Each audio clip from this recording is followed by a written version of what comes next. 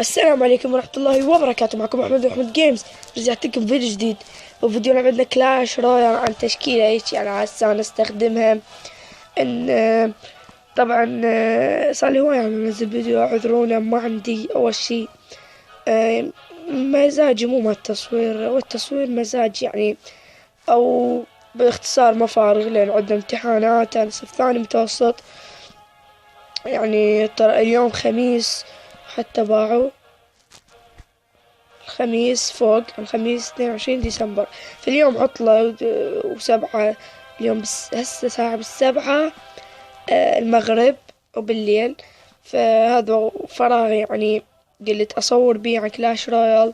فقبل لا يبدأ المقطع أرجوك انزل واضغط زر الاشتراك إذا أنت ما مشترك بالقناة، وطينا لايك وفعل الزر مع الجرس حتى توصلك فيديوهاتي أول بأول. فخلينا نبدأ المقطع. طبعا عندي تشكيلات لاستخدمهن. أول تشكيلة اللي هي مكونة من الجيش هياكل العظمية، سكيلتون آرمي، والفاير بول كرة نارية، والهوج رايدر، والماسكتير، والمينيونز، والبرابر المميزون، والريج سبيل غضب، والجذع ديالوج. فهن ذني هاي التشكيلة اللي استخدمها حاليا. وهاي التشكيلة الثانية اللي استخدمها هي مكون من البربر، والهوج رايدر، برميل الغول، انفيرنو تاور، والزاب، والماسكتير، والفالكري، وفاير شو فاير سبيرت نسيت اسمهم. فخلينا نشوفكم هجمات منهن. وطبعا هسه عندنا احنا صار عندنا صندوق، طبعا كلكم تعرفون صندوق القبيلة. احنا عندنا هسه اني مو المركز اول او الثاني او الخامس، وهاي يعني بالوسط، لان كان ما عندنا انترنت البارحة. يلا اشتركت بالانترنت يعني، وسحنا صندوق ما شاء الله قبيلتنا بالصندوق السادس. ما بقى شوية ونوصل للسابع. طبعا الفضل كله صديقنا علوان وابو نجم. هو علوان وابو نجم نفس الشيء، هو قريتين عنده، ومحمد. الفضل لهم يعني، ساعدونا. اني يا مركز 17 عندي 34 تاج. فخلينا نشوفكم هجمات ونروح للهجمة الأولى. اوكي، الهجمة الأولى هي بالتشكيلة الأولى أم الأسطوري جذع. فهنا أنا لازم يقبط الأكسير مالتي. الله يجيب ما أعرف دائما أخلي يقبط الأكسير مالتي. وهنا راح أذيب يمكن أعتقد لو الهوج رايدر والسكيلتون. أول شي ذا السكيلتون عمود إذا تأثروا وهم يتأثروا، مو الهوج رايدر. شفتوا هنا أنا هو كلش راح يدمج من البرج مالتي. طبعا كلش راح يضوجني لأن بس باعوا البربريان، بس باعوا تقدمجهم يعني. واو كلش استغرق كلش دمج من البرج مالتي. الثاني هنا هذا بس ماسكتير اعتقد. او ايوه شنو يعني اي هذا بالماسكت. فهنا هو راح اذا يضربني فاير بول ضربة يمكن هنا هم راح اذب السكيلتون والهوج رايدر، لان هي هاي الاستراتيجية، او سكيلت او هوج رايد. شوف شباب قمت اخربط اني. طبعا هي الاستراتيجية لو سكيلتون هوج رايدر وجذع، لو هوج رايدر ومينيونز وجذع، لازم الجذع لازم. او اذا ذبلك فشي بربر عمود يدفعه او سكيلتون. بس اعتقد راح تصير شغلة هنا كلش جميلة، او يجوز مو بهاي الهجمة. ذبيت الهوج رايدر والبرج مالته كان باقي بيه شوية ضربتين ينتهي. ذبيت الهوج رايدر كان ورا الخشبة، ما ادري هو هيدا بسكيلتون كان ينطحنون كلهم، واخذت البرج. يعني فشي جدا حلو من تجي عدلة. عفوا. فهنا هسه راح ندب مينيونز بالاخير اعتقد. يلا تذب بعد. هنا انا راح اذب فاير بول. واندمج شوية من البرج. فهنا انا راح اضرب ضربتي القوية بس مع الدمج اللي اخذته. تلاحظون وبع المينيون مالتي كيت الحشد المينيون ويا السبيل غضب. اركض اركض اركض اركض اركض اركض. فانا راح اذب الجذع. شوفوا كلهم راح يموتون. وجد الجذع بالوقت المناسب. احلى شي من يجي الجذع بالوقت المناسب. ايش قد حلو. فهنا انا راح نقول باي باي. ضربة انتهى البرج. اسمع الاستهزاء مالتي. الله احب دائما من نفوز اخير شي استهزئ. ما ادري ليش. خلينا نروح للهجمة الورا. اوكي شباب الهجمة الثانية بنفس التشكيلة. ما راح اشوفكم بتشكيلة الثانية لان هوايد اخسر بيها يعني بعدني ما مكملها مضبطها كلها. فهنا انا وطبعا نسيت اقول لكم شغلة شباب. هاي التشكيلة نقطة ضعفها او لا هاي التشكيلة اذا لعبت ويا واحد عنده 3 ماسكتير 100% راح تفوزه. نقطة ضعف ال3 ماسكتير هي هاي التشكيلة. هسه تشوفون شلون. قولوا لي شلون. شوفوا سوينا ذبلنا غيلان الرمح. اعتقد راح يذب 3 ماسكتير. اي شوفوا بس بعد راح اضربه فاير بول. شوفوا فاير بول. انا ما ذبيت الجذع وجذع وراه ينتهي الماسكتير. اشوف يعني انا اقدر اذب له جذع وهم 3 بالفاير بول قبل يموتون. فدائما ماسكتير 3 ماسكتير هي هاي الشغلة اللي تضوج اللي عنده 3 ماسكتير ويلعبوا وياي. فانا اقدر اذب سبيل الغضب. بس يعني البرج رايح ما حبيت اذبه. انا راح يذب لي الجاينت او السكيلتون. حذبه بالاخير الجاينت اعتقد. يلا المشاهدين يدون يشوفون اي ذبه بالاخير. طبعا صوتي مطبق لا تستغربون من صوتي.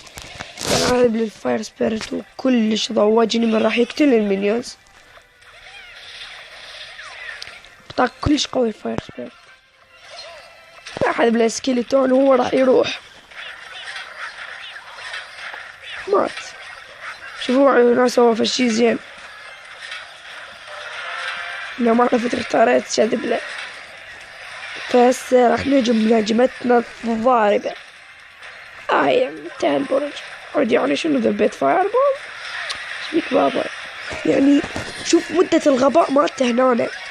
برجه باقي بي 101 132. ذبيت له جرايدر وذب لي فاير بول. ايش تترجى منه لهذا؟ يعني ما قتله. شوفوا هنا البساطة. اذب له الفاير بول واني مرتاح. شفتوا؟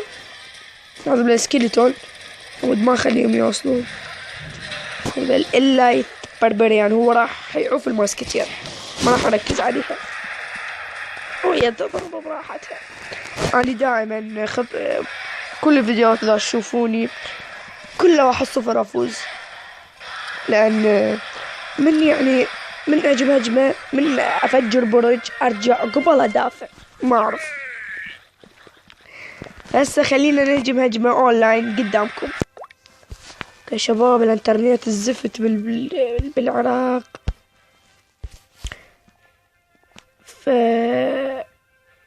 يلا خلينا نجيب هجمة قدامكم. بس خلينا نطير برا. شوف برا وش قد. المركز الخامس. اوكي طبعا دقيقة. ايش قد مقبط الكلان مقبط. والله ما ادري كلان مقبط لا لا ايش قد. ايش بدي هسه. خلينا نهجم هجمة قدامكم. متأكد راح اخسر. بنهاية الفيديو اقول لكم ليش.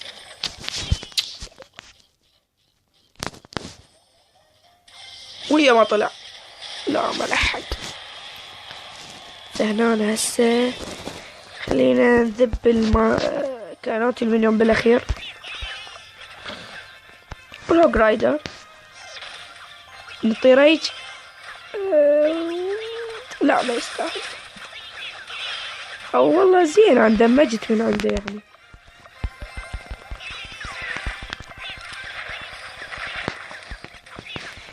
تقولون ذب لا اوكي عند الاميرة. انت خسران 100% عمو،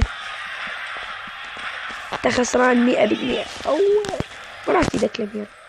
باي باي.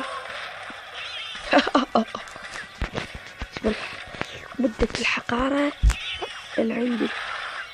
اوكي لافا. الله شقد اكره اللافا، نقطة ضعفي هي اللافا.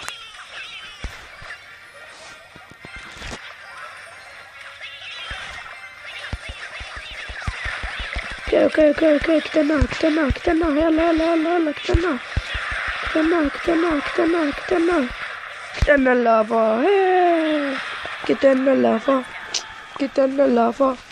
قتلنا اللافا. ايش يعني منسم. طبعا الخصمات ليفل 9. شوفوا يا الله ساعد لي هذا. يلا قتلوها. فجر. ايه دخل برج. اوكي طبعا ضربت. ايه حلو ضرب اسمه مالته نسيته بس اوكي. لا يا شيخ على قولت ذولي. حلو. اوكي ماتت. ايش نسوي هسه؟ لا تكفى شو ايش فيها؟ اوه بوع الدمج. شد ابوي. اسمع هاي الحركة.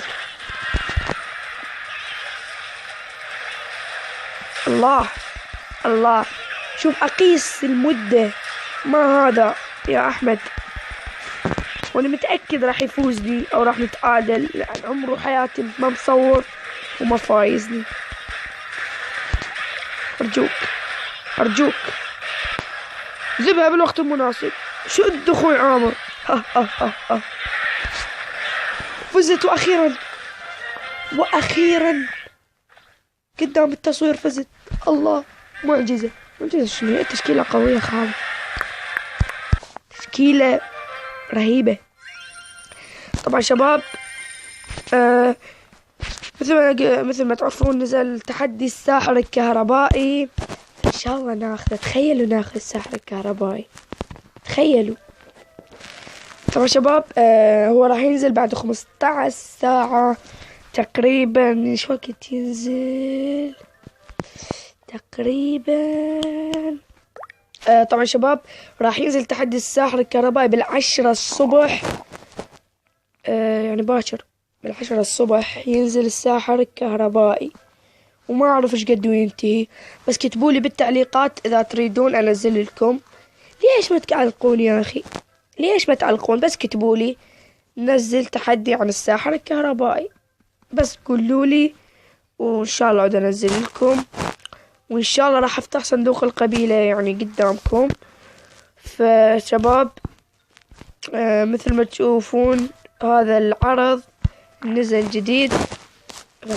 هذا العرض نزل عرض العطلة يوم خميس اعتقد. فما راح اشتري ما اشوفه. باختصار ما عندي فلوس اشتري للعرض، او مو مهم يعني.